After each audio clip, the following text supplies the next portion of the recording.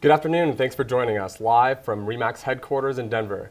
My name is Andrew Flachner, and today Real Scout, in collaboration with Inman News, is proud to host one of the first live interviews with Adam Contos since he became the sole CEO of REMAX a few months ago. Adam, thank you so much for making the time. Hey, glad to have you here. So I know you've been keeping busy in your role as CEO, and I know it means a lot to our viewers that you're sitting down answering their questions live on the air. So for this interview, I sourced questions from brokers and agents and consumers, even pored over earnings call transcripts and read articles and met with some of your employees here. Needless to say, we have more questions than we have time for, so let's dive right in.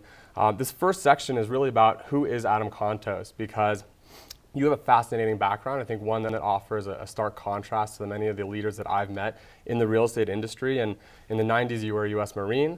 You have experience as a deputy sheriff and even as a SWAT team tactical commander. So maybe it's just me, but after spending 10 years in the industry, I feel like that's exactly the type of experience that you need to navigate this space and to lead over 100,000 independent contractors. And so tell me a little bit about what set you down that path in law enforcement. Well, I grew up in law enforcement. My dad was a federal agent for 33 years. So that's really all that we knew in our household was law enforcement, organized crime, special agents, and all the things you see on TV. So that's what I always wanted to be. And my uncle was kind of my mentor. He was a Marine, so I thought, why not? Day after I graduated high school, I went and did that.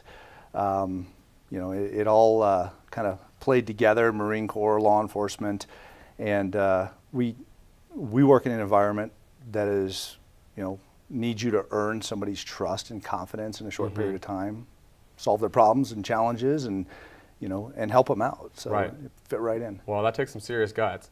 So tell me, what led you into real estate from that background? I've always been very entrepreneurial. I actually spent quite a bit of time in a REMAX office when I was growing up. My friend's mom was a REMAX agent in the 80s. And we would sit there and sort through note cards with MLS information and the coveted MLS book we would go through and find different listings and things like that for. So I was exposed to it quite heavily way back then. And then I've always been entrepreneurial deep at heart. In the late 90s, I started an online company selling police supplies. Government entities didn't really want to do transactions online at that point, so that didn't last very long. That was kind of my first entrepreneurial failure. And then I got into basically Homeland Security consulting, target hardening, threat assessments, things like that when I was on the SWAT team. So I started a security consulting company out of the education I gained from Louisiana State University in counterterrorism. And it was it was a perfect fit for our industry here in real estate because I saw these real estate agents getting hurt and killed doing their jobs in the early 2000s.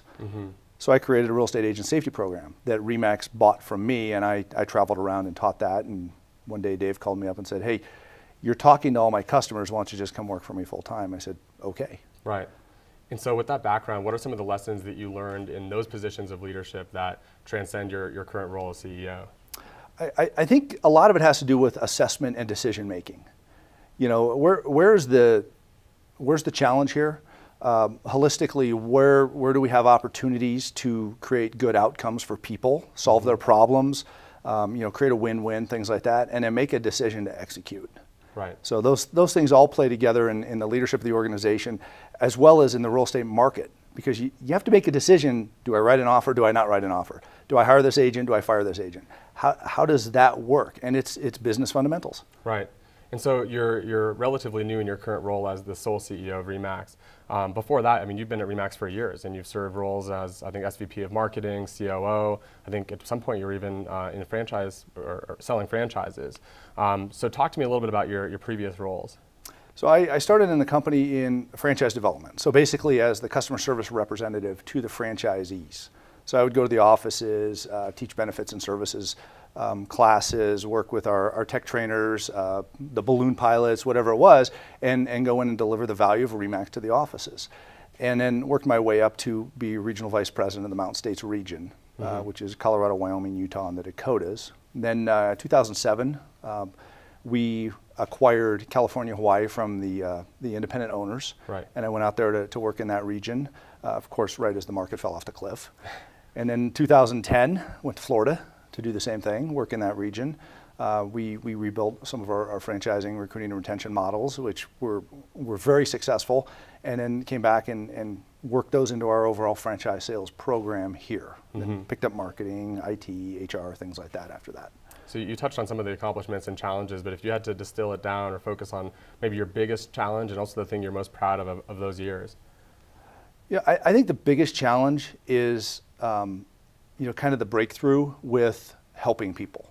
Because a lot of people want to be helped in their business, want to understand their challenges, but it takes kind of a breakthrough to have that aha moment and go, oh, here they are. And then to work together collaboratively to pursue, fixing those things and or moving forward, evolving the business from there. So, obviously the biggest challenge was the recession itself, just holistically. But I think fundamentally, the dealing with people and understanding those relationships and the individual challenges of brokers and agents. Right. And the thing you're most proud of those years? I fell in love with the company. I'm most proud of that. I'm most proud of the people, the successes that they've had, and what I've seen. So, to put one thing together, I made it to CEO, right? So, that's pretty cool. But I just love the people that we work with. Right. Very nice. Well, you work closely with REMAX founder and former CEO, Dave Linacre. I'd imagine that you were huddled together in some strategic conversations and made plenty of decisions over the past year. I thought it'd be really interesting if you can share maybe a time where you didn't see eye to eye, or maybe where you had a disagreement and he either deferred to you because you bring fresh ideas, or maybe you deferred to him because of his wisdom as one of the founders of REMAX. That's a great question. And I'll tell you, over the years, I've had a lot of disagreements with Dave. But just one that comes to mind with respect to this is when I sat down with him and said, let's change the balloon. And this is his baby. What are you doing? Why? And this is when we started talking about the brand refresh. He was not all that enthusiastic about the whole thing, to say the least. So, but upon presenting the case and discussing the business opportunities there, as well as kind of the environment that we operate in, and the need for the keeping a fresh look by the customer and the consumer, he agreed with me, said, all right, you got it, go for it. Well, a lot of the people I spoke with that work closely with you regard you as a visionary marketer, and so I'm excited to ask you some of the questions about branding. Before I move on though, is there anything that you find that most people don't know about you in the industry? Wow. I'll tell you, I think what a lot of people don't know about me in the industry is actually probably similar to what a lot of people don't know about each other in the industry. And that's that we are, and me, I pride myself on this. I get up at 4:30 every morning. I'm militant about my day. It's about executing and getting things done to help people. And I don't sleep in on weekends. I sleep into 5 o'clock on weekends, and my wife hates me for it sometimes. But realistically, what people don't know about me is how hard I work for the company that I love. And I think that transcends across a lot of our great people in our industry. So, we all kind of start getting together and going, oh, I didn't know that about you. Let's go to the gym at 4:30 in the morning. Right. So, I hope to see everybody in the gym at 4:30 in the morning. Sure. Well, I'm sure some of that enthusiasm and passion is contagious. It is. All right. So let's talk about branding. A lot of franchises and brokerages are refreshing their brands this year. And I know that REMAX has a new logo, and I didn't know how influential you were in that decision. But how else do you plan to modernize the REMAX brand? Well, I think modernizing also plays a lot into simplifying right now, because we have such a noisy environment. There's so many millions of different places that the brand is, that it exists, that it speaks to people. And continuing modernization means simplification as well, so that we can deliver it more effectively, going more deep than wide, if you will. And that's what we've been working on in our family of brands between commercial and luxury, and then how that even fits with Motto itself. Right. So I think the continued evolution, the modernization of that exists because we built the brand to be deployable digitally, and that's what we're working on a lot behind the scenes, is how we simplify it and deploy it digitally so the consumer has more exposure and more familiarity with it. Right, and so that's touching on the aesthetics. What about the meaning behind the brand? Above all else, what does REMAX stand for? REMAX stands for producers. We're the home of the top producers. and our agents outperform the competition 2-1, according to the Real Trends 500 reports, and we're very prideful of that. We have to continue to evolve that, especially in this environment. We know that businesses thrive when they go get a new customer each day. They die when they don't get a new customer each day. That happens in our franchises, and that happens with our agents. So franchises have to go recruit an agent. Try and recruit an agent every day. You're not going to get one every day, but you're going to get one more often than if you don't go recruit every day. And the same thing with the agents. Our job is to create more business for them. And that's how, when we refine our value proposition and dig deeper with it, which is one of my key goals, that's how we continue to increase the production of those top producers. Got it. So there's more to come. That's it. All right. So I want to move on. Personally, I found it very interesting how some of the franchisors and some of the other companies in our space are shifting how they think about who their customer is and how to prioritize when making decisions about stakeholders. And so Realogy recently shifted its focus from brokers to agents, and Ryan said he is agent-centric. Zillow has always considered their true north to be the consumer. And so this first question from the viewers comes from Contactually CEO Svi Band, and he says, when you prioritize, who are you serving at REMAX? Are you focused on serving the needs of the broker, the agent, or the consumer? You know, I love this about our value proposition because I call it a cascading value proposition. Our job is to deliver to the broker. Okay, why? Because the broker delivers to the agent and agent delivers to the consumer. And it cascades down that way. We want to deliver to the broker what the consumer wants, and that helps save time and create business for that broker because they can give it to the agent and appease the agent's business needs that way, and the agent can give it to the consumer to deliver that way. So got it. Our point of contact into the space is the broker, and you know, we spread the word to all of them. Right. But ultimately, we want to give the broker what the consumer wants, which is. So that's if you're forced to stack rank the priority. Excuse me. If you're forced to prioritize and stack rank, it'd be broker, agent, and consumer. Nothing is a consumer unless it goes through the broker. Got it. So I'm going to hold your feet to the fire on that one. Okay. Can you give me an example of a time where you've had to make a tough decision and prioritize the broker over other stakeholders? Offhand, that's a tough one to come up with a situation that way. I mean, we're asked this question a lot. Who do you love the most? Do you love me as an agent? Yeah, by the way, I'm married to an agent, so I love the agents. Okay, we want. I would say I don't stack rank them. I mean, holistically, I want the value for all of them, and it transcends that way. You know, if we have a broker who the agent needs to go around us and say, hey, can I get this value? We go, absolutely, you can have it. You know, right. You're our customer. I mean, the broker comes to me, yes, you're our customer. Consumer calls me up, I say, what agent are you dealing with? How can I help you the most with that agent? So, I mean, it's, you know, for me to say one is more important than the other, I'm not going to, but that's how we deliver our value to them. Sure, and you don't find that you're often in positions where you have to choose to favor one over the other in a product decision or strategy conversation? No. Okay. All right. Well, on the topic of competition, I do want to move the conversation over to the meat of the interview, and I have to say that the vast majority of questions we received were from REMAX affiliates who had questions about the competitive landscape. I think there's a lot of fear in the industry right now. In many ways, I think the ground is moving from underneath our feet. And so the conversations, or the questions rather, came in really three buckets. The first was about discounters, the second about indie brokers, and the third was about iBuyers. And so let's start with low-cost brokerages, namely Redfin, because over the years I've watched countless brands write off discounters, namely Redfin. Now Redfin is the fourth largest brokerage in the country with 35% year-over-year growth, 25 million uniques on their website. They're building their own proprietary tech stack. They're offering consumers deeply discounted listing fees in 80% of their markets, and now they're getting into mortgage. And so this next question comes from Scott McDonald, who I understand was here just a few weeks ago, and he is president at REMAX Gateway in Virginia. And he says new and established brokerages are offering steep discounts to consumers and 100% splits to agents, which is putting pressure on REMAX broker owners financially. What are your plans to adapt to the new real estate environment? Yeah, it's a great question, and thank you, Scott, for that. There have always been pressures on profitability of small businesses. That's what we're dealing with here for the most part, is small business owners.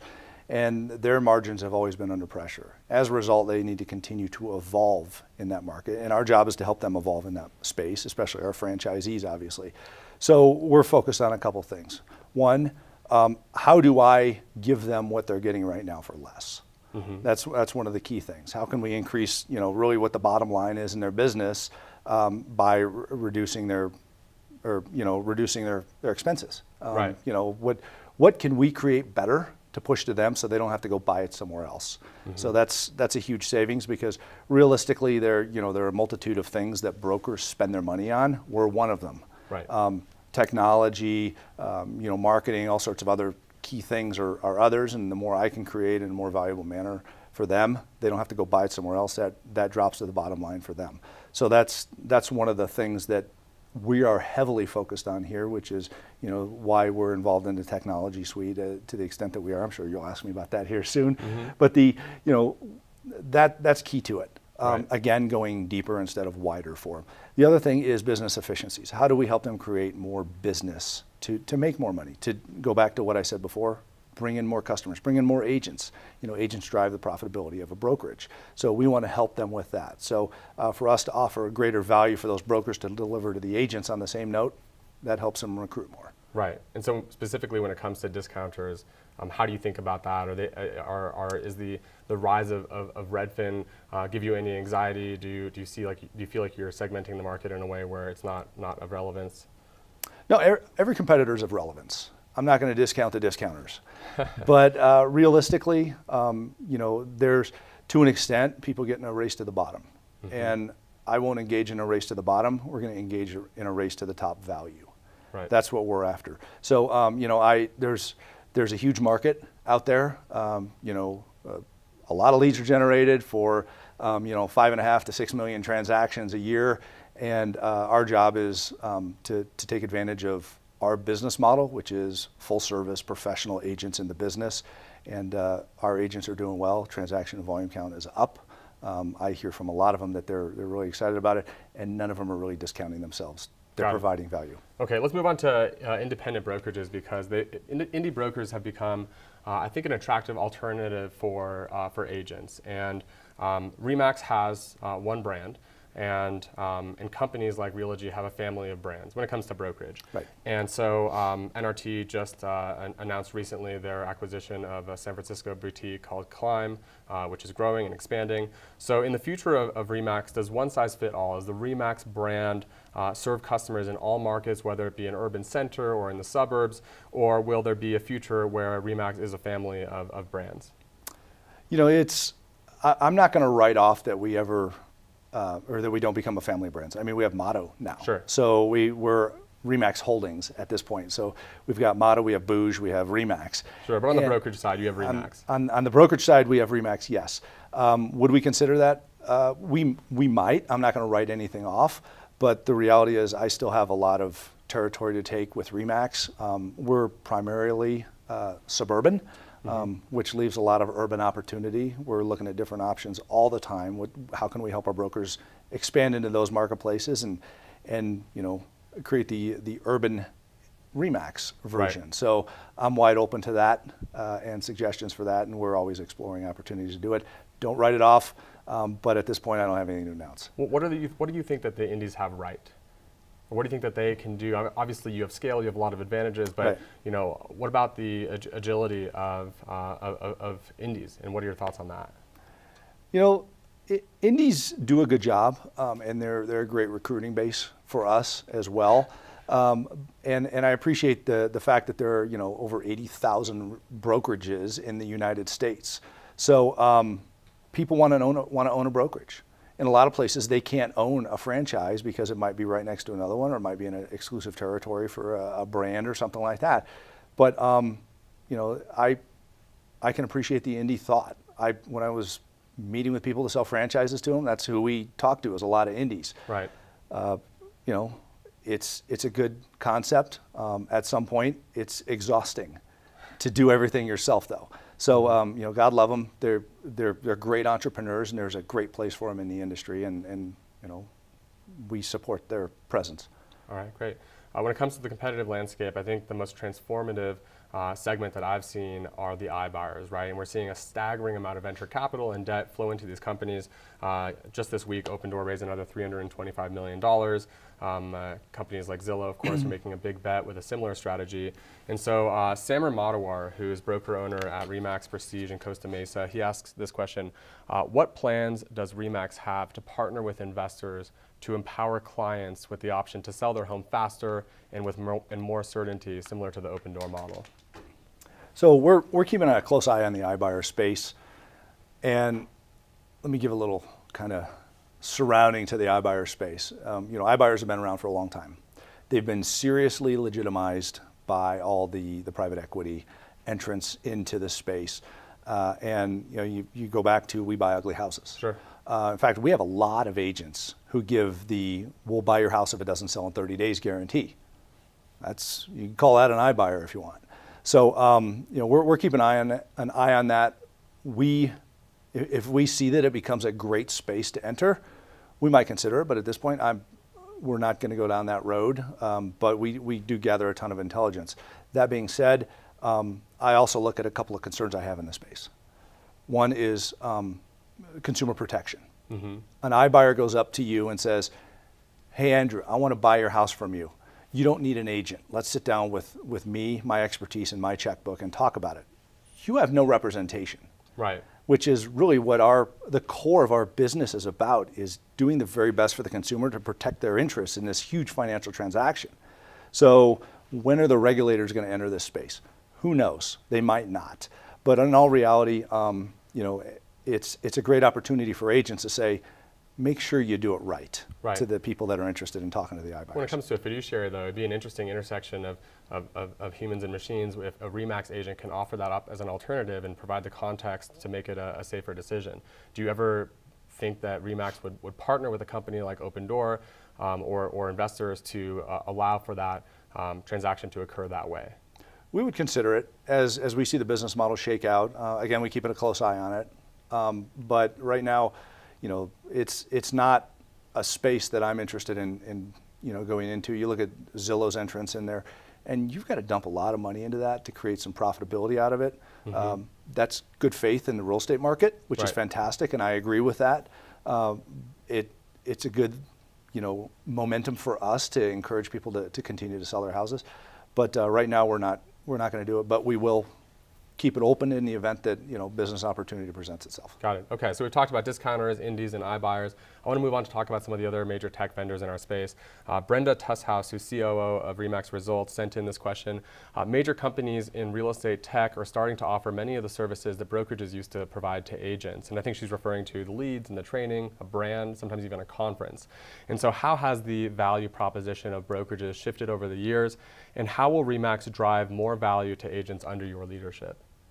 Great question, Brenda, and thanks for that. I was out at Brenda's office yesterday. So we entered into the tech space through the acquisition of Booj because we believe that business efficiencies can be created and lead generation can be increased through the technology offering.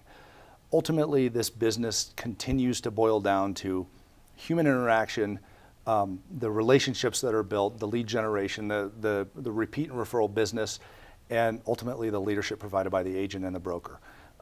This is a complicated space, and we get that.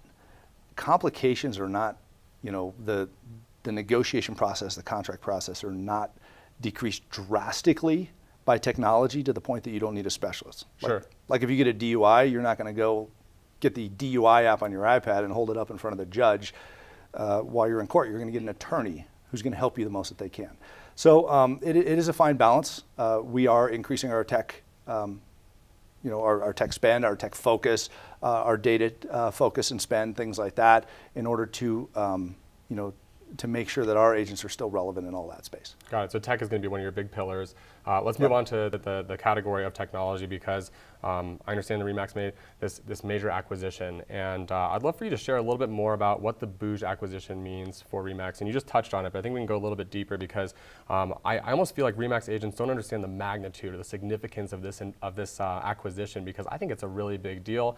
You do as well. In your first earnings call as CEO, you said that the acquisition marks a significant shift in REMAX technology strategy and a bold investment into the future of REMAX. And so what does this acquisition mean specifically for brokers, agents, and teams?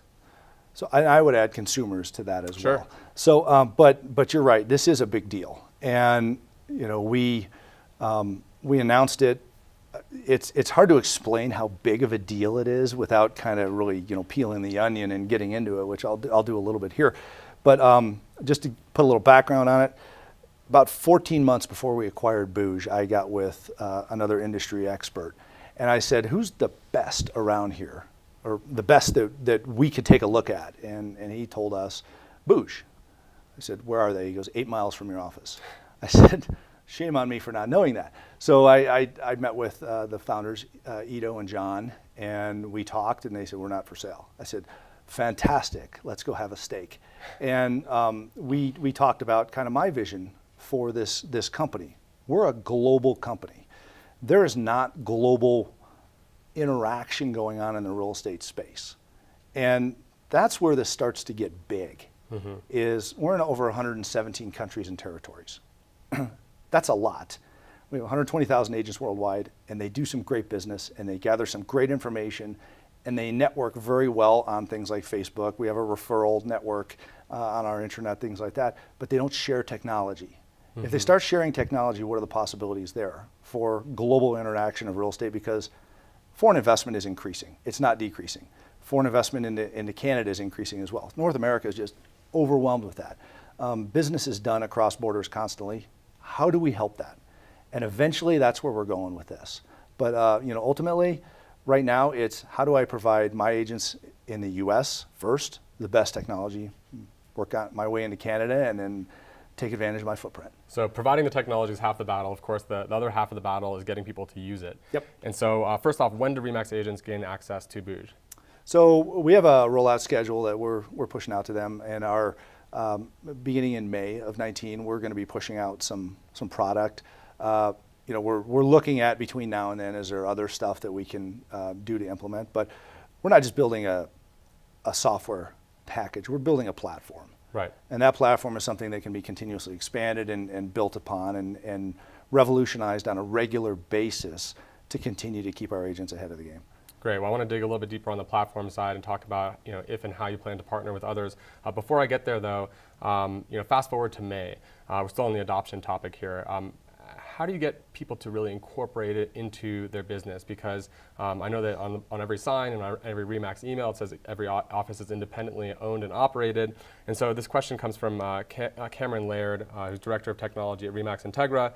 And he says, do you see a need for REMAX to change its approach toward a more prescriptive and centralized system as opposed to the traditional brokerage choice model? And there have been other real estate companies out there that have made their platforms more central to the workflow of agents, and it's boosted adoption. So what are your thoughts on that? We're actually working quite closely with Cameron on different ideas on that integration. Realistically, yes, that is probably our biggest challenge when it comes to REMAX. And as large as we are, and as large as any of the other major brands are in the industry, it is hard to get everybody to use the same thing. Right. How do you get more people interested in it and demonstrate the value of that, generate some social proof that it is effective? You get everybody on board in the creation of it. People should have part of this. Now, granted, we have 120,000 agents. They have 120,000 different perspectives and agenda in their business. But that's okay, because we're about buying and selling houses and creating customer interaction and value delivery. So how do we refine the development of this? And we're in the process of that by talking to so many of these different people and getting them excited about that integration. That's step one. Step two, we consider how do we, I don't want to say require it, but make it a fundamental part of their business. Mm-hmm. Because you can't require anybody to do anything in this space. You need to get them to see the value of it. And it's up to me and my team to demonstrate that value so that they want to create the higher level of buy-in. Got it. And so let's move on to the age-old question of buy versus build. On one hand, you said in an earnings call that the acquisition will enable you to go beyond adapting third-party vendor products, but you also said that leveraging the capability of other strategic partners is going to be important. And so Christine George, who's President of Marketing and Business Development at REMAX Leading Edge, she asks, where do you draw the line between building technology in-house, a la Keller Williams, versus partnering with other products which may be leaders in their respective product categories? I just ask who does it best. And if there's somebody that does it better than us, then shame on us for not taking a look at them, how they do it. Is there a better way? So you have to balance that with agility as well. Because if you're partnering with somebody, if you're going out to the marketplace for a product, I would say that generally you're not quite as agile as if you're dealing with it internally, if you have the resources to create an agile environment. Sure. So it's there are a lot of weights that you have to take and shuffle around and balance when it comes to that. But we're not shutting out the partners in the marketplace. What we are going to do though is we want best in class. We expect the best for our customers. We've given market norm in a lot of things. We've given best in class in a lot of things. I want best in class in as much as I possibly can give my customers. And if I can create it better, great. If not, I'll go find somebody that can. All right, best in class. That's a great segue into my next question. So this next question is from Inman, and she's REMAX Leading Edge as well. And this question pertains specifically to home search. So it's obviously no secret here that more and more consumers are turning to the portals or even tech-enabled brokerages like Redfin for home search. And so is the home search battle one that you plan to fight? And the follow-up questions for me here is, if it is a battle you're willing to fight, is the Booj acquisition enough? And if it's not, then how do you assure REMAX agents that waving the white flag is a good position to take? First of all, waving the white flag is not a good position to take because I'm on the offensive here. Sure, but you want to be best in class. And so does REMAX plan to be best in class in home search? Yes. We're going to do everything we can to get there. I mean, we're number 7 on the internet right now. And we got there for a reason. We have a great brand. We have great positioning on the internet.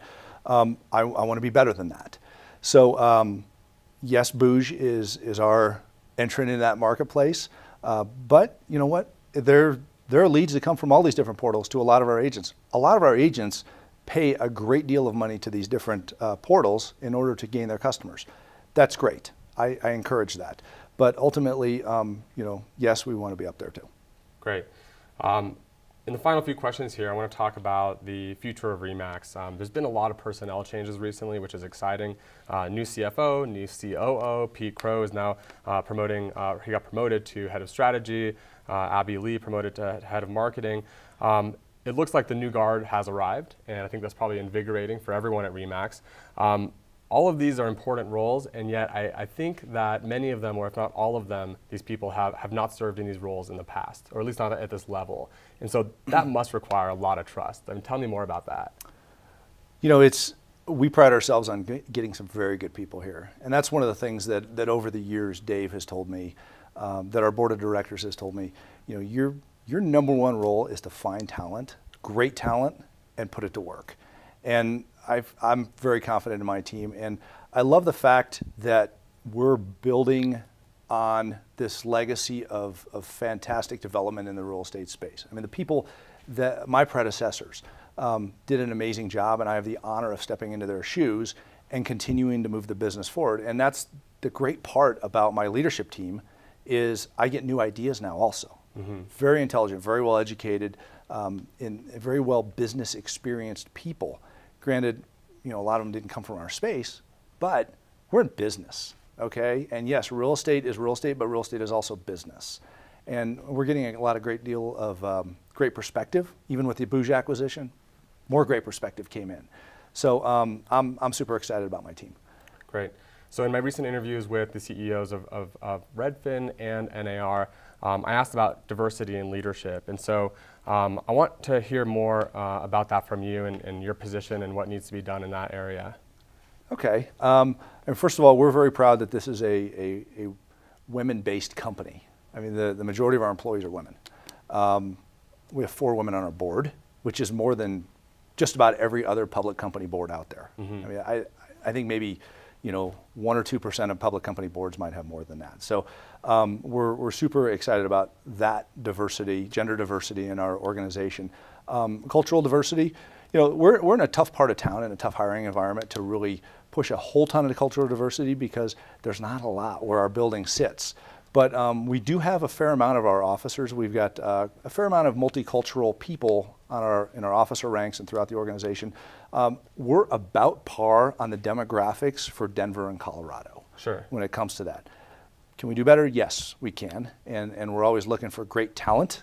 I want talent. When diversity comes with that, I'm even more excited. Absolutely. I think what struck me is that REMAX is a very diverse company across 117 different countries and territories, all those flags hanging in your lobby, and it is a stark contrast to the diversity on leadership. And so do you think it's important to strive for more diversity that will reflect the affiliates and the franchise owners? Absolutely.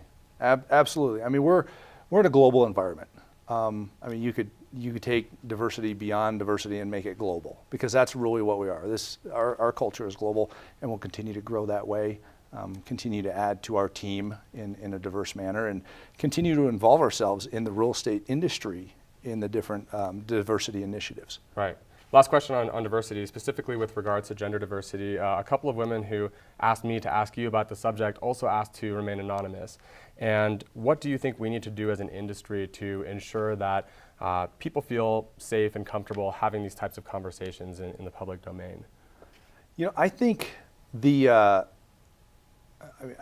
conversations need to be had. I mean, it's the world we live in, and if you can't be transparent and clear about your feelings with that, then you're probably talking to the wrong people.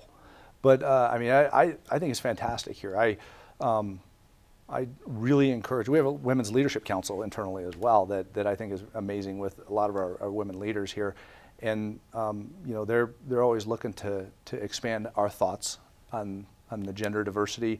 Our industry, it used to be a bunch of guys, you know, 50, 60 years ago, and thank goodness it gave a great deal of women entrepreneurs the opportunity to build businesses and become the greater successes that they always dreamed of. So, you know, our business is about creating an environment where people can be the very best that they want to be, right, and that should be open to everybody. Well, that's great. I mean, clearly you've made great strides towards diversity. As an industry, we have a lot more work to do. Yep. All right, let's close out the interview by talking big picture. What are some of the biggest changes you envision will occur over the next 5, 10, 15 years? Well, you know, 15 years is a long ways out to be looking. You never know what's going to happen in that generation or the decade gap. That once we jump that, what's going to happen up to 15? But realistically, I think real estate's not getting any easier. You know, let's just face it. The real estate transaction is more complicated than it's ever been, and it's scary. I mean, I did something that I would challenge every CEO or leader in our industry to do.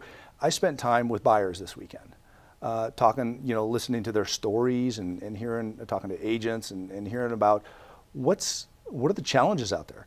And this is a scary business to be coming into. And these are millennial buyers, 35 years old, cash. So, you know, making cash offers, losing multiple offer situations with cash offers, right, and saying, I need a place for my family. So, you know, you look down the road and you think that's not going to slow down. That's not going to stop. Our job is to be better prepared, better educated, more professional than we ever have been, and serve the customer better than we ever have been. And that's going to dictate how our voice is heard in the industry with respect to the real estate agents and the brokers. If everybody's quiet and doesn't shout that from the treetops that, hey, this is a hard business and we're here to help you, it's going to change a different way. Right. Where people will say, do we really need you? So, you know, realistically, this is about helping people. If we can help people better tomorrow than we did today, I think our industry will continue to evolve technologically when it comes to efficiencies and lead generation. But ultimately, that conversation between human beings and those relationship generation components are on us. Mm-hmm. And what can we do better? You know, you talk about the diversity. How can we improve that to help, you know, cultural diversity expand more into different areas instead of being segregated in different metropolitans? So, you know, let's build the global thing together. And that's our job as leaders in the business. It's your job, it's my job, and those that ask the questions today. Got it. Anything else you want viewers to know before we wrap here? Yeah, I'm super excited about the future of the organization, about REMAX, the leadership team and the brokers and the agents that we have, and thank you for being here and giving us this opportunity to share the conversation.